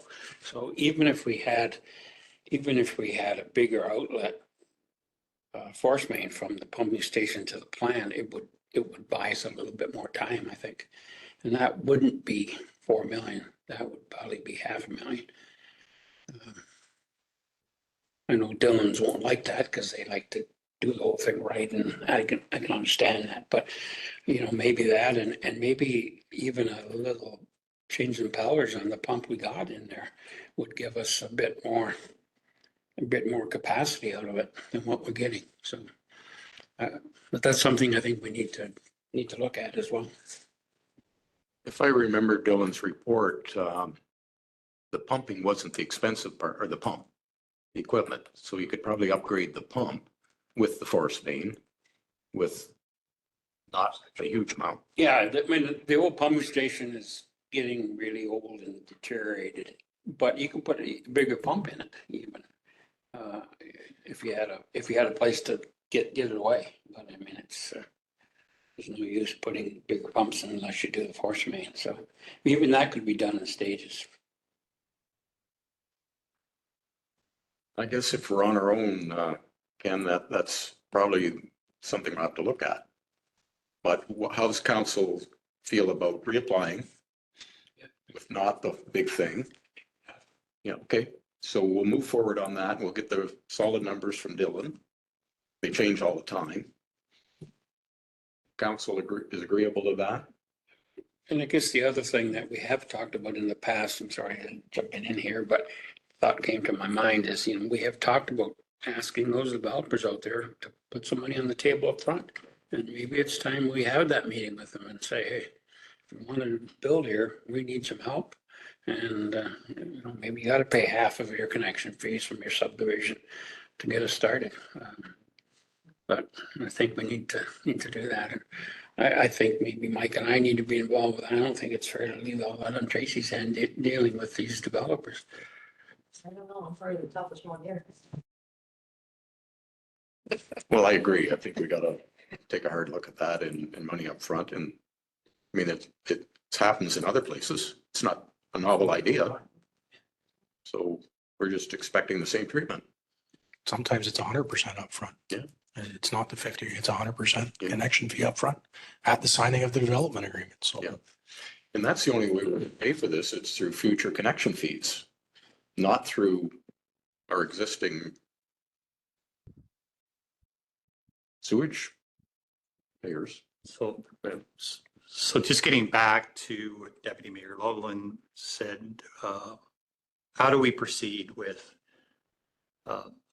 reviewing, Deputy Mayor Loveland brought up some issues with regards to not understanding the system and, and I'm not sure where to go with it, but we have talked about support for Tracy in that area. So how does this council proceed with working through this whole, because this is not going away. This is something that we have to keep firing on all cylinders in order for this to make it work. So I guess that's my question to council, like, how do we keep this moving forward? And getting Tracy the support and the expertise that she needs to continue on. And I think that's my bigger concern, sometimes laying out a professional salary is the cheapest route to go in the long term at the end of the day. And is that something that this council still explores? I think staffing is still on the table. And that's an avenue to explore. But Go ahead. I think Deputy Mayor Loveland's point is that he needs to sit with them and make sure that their drawings are right, because I think the drawings that they have, there's some stuff on the wrong side, the wrong roads or something. So that kind of stuff that Deputy Mayor Loveland has the history on, well, is good, like to get going. I mean, that has really nothing to do with hiring staff, because we need to get these drawings right. We need to get them in the citywide right. So whoever takes over has the right information, right? There's no sense working with the wrong information. So I think from my report, I think I don't know I think what we need to decide, do we want to go ahead with their work plan, or do we want to just hold off until this new grant round closes and then decide? Or, I mean, we can work with Dylan, like get together and work with Dylan to get these drawings right and make sure we're looking at the same thing. And then, as I said in my report, like their CCTV did not show a lot of INI, but that, like I said, that does not show illegal connections. I have no idea how we find out illegal connections, which I'm sure they're everywhere in the old part, right? So You're not gonna find them unless you go door to door looking for them. yeah, so It's the only way you can find I them. guess right now we have to decide, do we put this work plan on hold till we find out the result of this this new round of grants, and then in the meantime work with Dylan to make sure that they've got these proper drawings and sizes and stuff like that. So I don't think we can afford to put anything on hold. That's my opinion. We're in a desperate situation here. I would agree, whether we get the next round of funding or not, we have to move forward. So I think we have to find a way to move forward. I liked the thought of having a bit more of a discussion with them about possibly phasing some of these things in, so it's not all that hit. Like, even if we do one, we increase the force main next year and then do the pumps or new pumping station the next year or something, so it's not a $4 million hit all in one year. Maybe we can spread it out and buy ourselves some time until we find out the grant. But I think we need to plan on doing something that will have the most impact as soon as possible.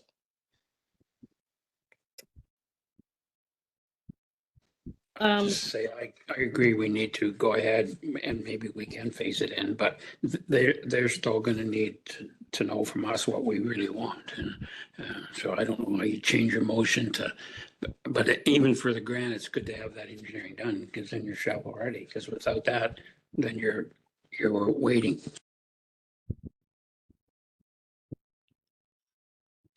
Councillor Goulart, go ahead. Well, I'm sitting back here. See, it feels weird to be here and with this discussion, but Tracy, I'm just wondering if combined with the historical knowledge that Ken can provide to them and some conversation, I feel we need to move. We need to start moving. And I'm wondering if you think that if you combine that might look a little bit different and not look like $4 million in one hit. well, through discussions, we might be able to piecemeal it, depending on, when they come back and start seriously looking at what the plan going forward, or if we figure out if it's cheaper to just do the force main or enlarge the pump, or we can get together with some meetings with these guys and see if we can spread it over some time.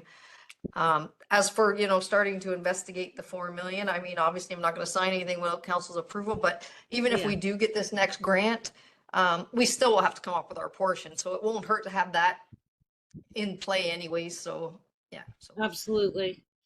Okay. I appreciate that. Like I understand that we need to move forward, but I understand we also can't afford $4 million this year or next year. So whatever conversations you can have to move this forward, that would be excellent. Thank you. Okay, we need to move this forward real quick. You shut your mic off. Sorry.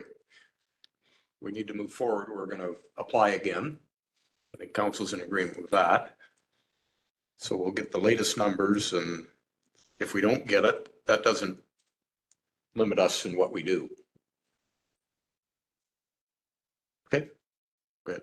Yeah, and I think further to what Deputy Mayor Loveland was saying, like for the motion for right now, like I think if we authorize the 200,000 for professional services, and you're only looking into where you're going to find the 4 million, that can change at any time. But I think maybe if Deputy Mayor Loveland or whoever meets with Dylan, maybe something can be brought back in the September meeting to see if there's a phased in approach or something that could help us move forward with that. So yeah, I don't know how.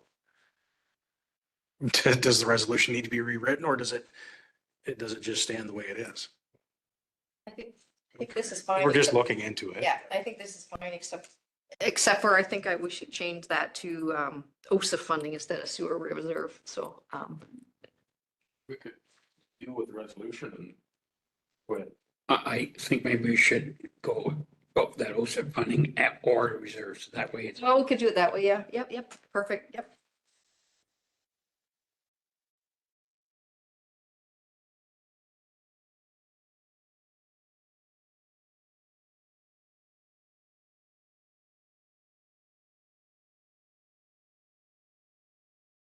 Okay, moved by Drouillard, seconded by Pemberton, that the council of the municipality of Dutton Dunwich receives the report of the CAO treasurer titled Dutton Pump Station and Force Main Upgrades Work Plan dated August 14th, 2024 for information, and that council authorize the CAO treasurer to sign the offer of professional services from Dylan per attached memo, and that council authorizes the transfer of $200,000 from the OSIF funding or sewer reserves to cover the quoted $199,650 fees for professional services, and that council authorize the CAO treasurer to start looking for the best alternative for $4 million funding needed to complete the project.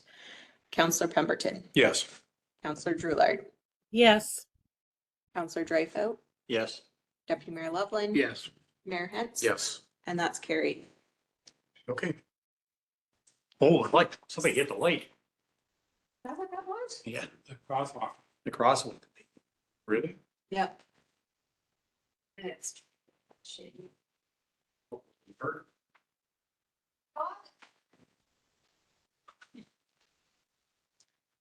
Somebody just hit the crosswalk in front of the office, so they're all running out to check. I will pause the council meeting. Thanks, Tara. Sorry, No I was late. problem.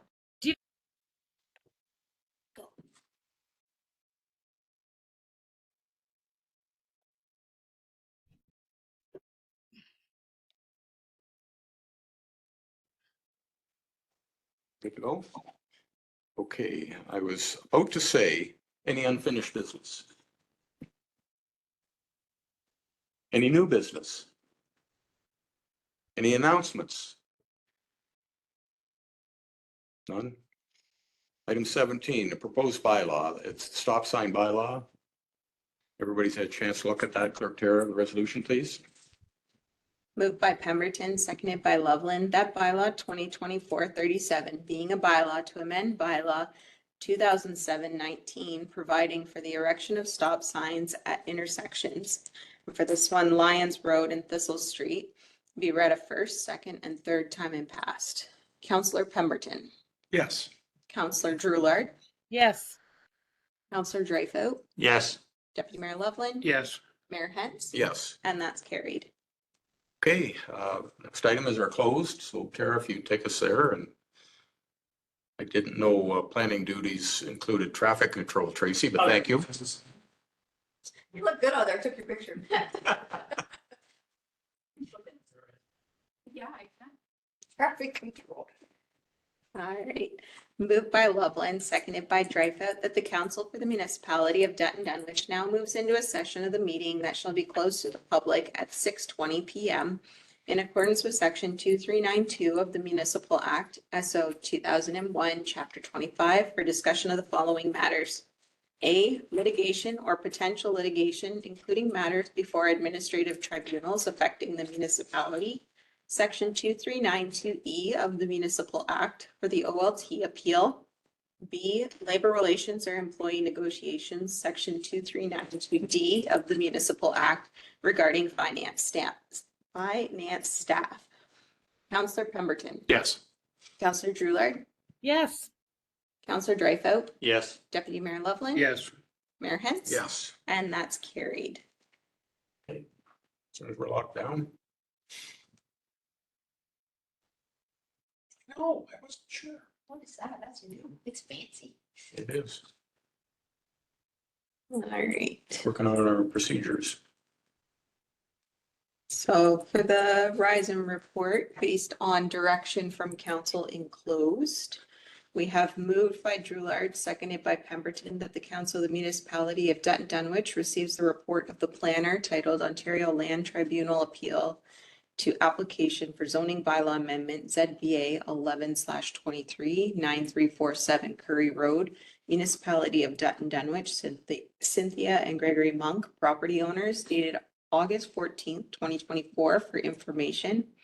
And that council of the municipality of Dutton Dunwich is of the opinion that agricultural uses, including livestock, are not considered legal non-conforming on property located at 9347 Curry Road. Counselor Pemberton. Yes. Counselor Drewlard. Yes. Counselor Dreyfus. Yes. Deputy Mayor Loveland. Yes. Mayor Hens. Yes. And that's carried. Let's wrap it up. Alright. Moved by Pemberton, seconded by Loveland, that bylaw 2024-38, being a bylaw to confirm the proceedings of the municipal council of the municipality of Dutton Dunwich, be read a first, second, and third time and passed. Counselor Pemberton. Yes. Counselor Drewlard. Yes. Counselor Dreyfus. Yes. Deputy Mayor Loveland. Yes. Mayor Hens. Yes. And that's carried. Okay, 2 meetings in September. Back to work, folks. And the adjournment. Moved by Dreyfus, seconded by Loveland, that the meeting of the council of the municipality of Dutton Dunwich closes at 6:59 PM. Counselor Pemberton. Yes. Counselor Drewlard. Yes. Counselor Dreyfus. Yes. Deputy Mayor Loveland. Yes. Mayor Hens. Yes. And that's carried. Bye, Longer than I everyone. thought. Well, It helps. It goes quicker when you don't have street